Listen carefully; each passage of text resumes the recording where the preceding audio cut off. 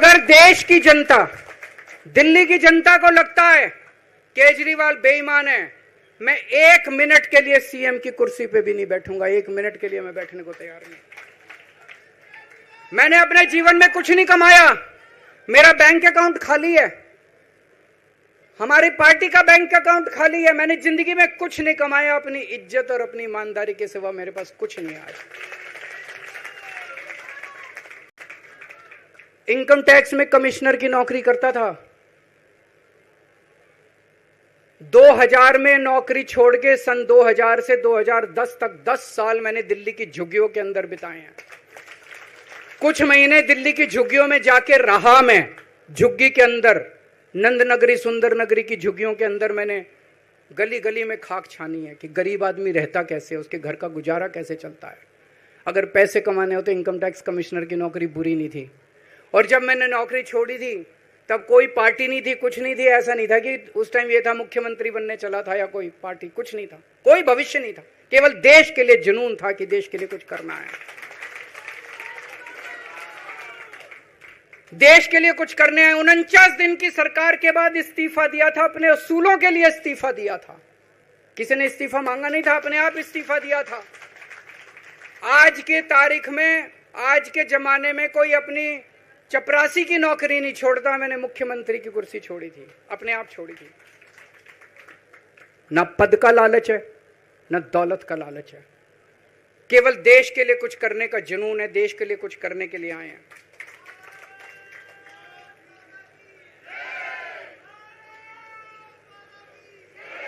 इन्होंने मेरे ऊपर आरोप लगाए, मनीष जी के ऊपर आरोप लगाए हैं।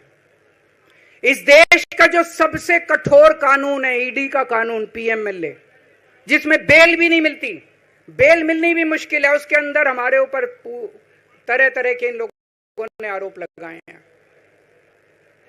कोर्ट से हमको बेल मिल गई, उसके बावजूद आज की तारीख में, आज जो स्थिति है, इससे फालतू कोर्ट और कुछ नहीं कर सकता था जितना कोर्ट ने कर दिया हमारे पक्ष में। हम कोर्ट के बहुत शुक्रगुजार हैं।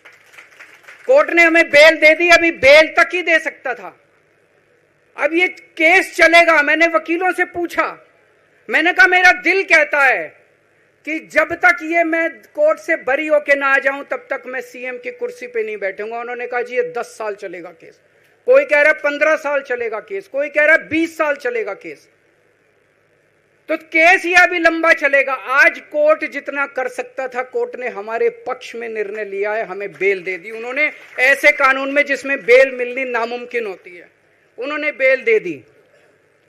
आज मैं आपकी अदालत में आया हूं, जनता की अदालत में आया हूं, आपसे पूछने के लिए आया हूं, क्या आप केजरीवाल को ईमानदार मानते हो कि गुनहगार मानते हो?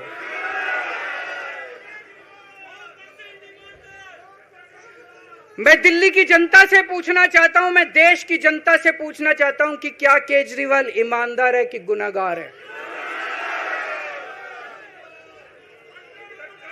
दोस्तों, 2 दिन के बाद, आज से 2 दिन के बाद मैं सीएम की कुर्सी से इस्तीफा देने जा रहा हूं।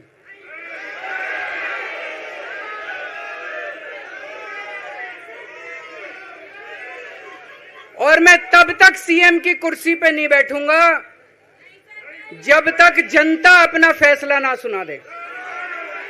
मैं जनता के बीच में जाऊंगा, गली गली में जाऊंगा, घर घर में जाऊंगा, और जब तक जनता अपना फैसला ना सुना दे कि केजरीवाल ईमानदार है, तब तक मैं सीएम की कुर्सी के ऊपर नहीं बैठूंगा।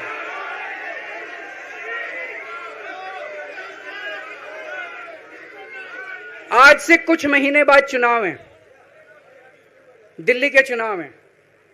मैं जनता को निवेदन करना चाहता हूं, अपील करना चाहता हूं, अगर आपको लगता है केजरीवाल ईमानदार है, मेरे पक्ष में वोट दे देना।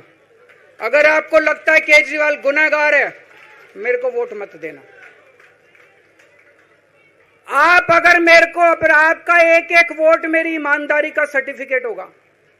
अगर आप मेरे को वोट देके जिताओगे और अगर आप कहोगे कि केजरीवाल ईमानदार है, तो चुनाव के बाद, उसके बाद जाके मैं सीएम की कुर्सी पे बैठूंगा, तब तक मैं सीएम की कुर्सी पे नहीं बैठूंगा।